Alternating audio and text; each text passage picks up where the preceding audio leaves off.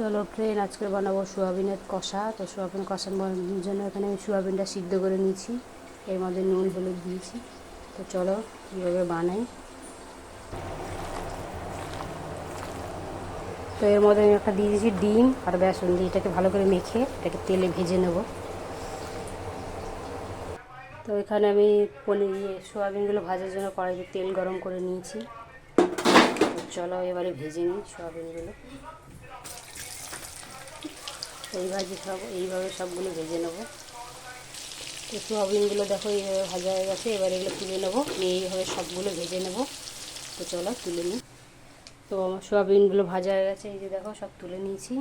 এবার এই তেলে দিয়ে দেবো গোটা গরম মশলা, সাদা জিরে, তেজপাতা, ফোড়ন। তো এটা ভাজা ভাজা হবে। তেলটা চেঞ্জ করিনি, ওই তেলটাতেই বানিয়ে নিচ্ছি। আমি দিয়ে দেবো পেঁয়াজটা ঘষে রেখেছিলাম, পেঁয়াজটা দিয়ে দিই। তো চলো এর মধ্যে আমি আদা, জিরে, কাঁচা লঙ্কা পেস্টটা দিয়ে দিলাম, দিয়ে এবার এটাকে ভালো করে কষাই। তো চলো দেখো এটা এইভাবে কষানো হয়ে গেছে। তো আমি এর মধ্যে এবারে দিয়ে দেবো একটু টমেটো সস আর একটু সয়া সস। তো চলো দিয়ে দিই।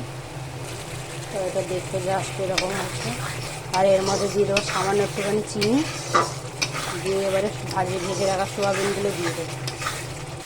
তো এবারে ভেজে রাখা সোয়াবিনগুলো দিয়ে দিয়েছি, দিয়ে এটা দিয়ে ভালো করে নাড়িয়ে কষাবো। তো যেহেতু এটা কষা কষা হবে, একটু সামান্য একটু জল দেবো। চলো ততক্ষণ এটা কষিয়ে নিই ভালো করে। তো এটা কষানো হয়ে গেছে, এবার এর মধ্যে সামান্য একটু জল দিয়ে দেবো, দিয়ে চাপা দিয়ে দেবো। তো চলো এই যে ফুটে গেছে সোয়াবিনের তরকারিটা, এবারে নামিয়ে নিই। তো রেডি হয়ে গেছে আমার সোয়াবিনের তরকারি। দেখো রেসিপিটা যদি ভালো লাগে লাইক কমেন্ট ফলো দিয়ে পাশে থাকো। চলো টাটা, শুভ দুপুর।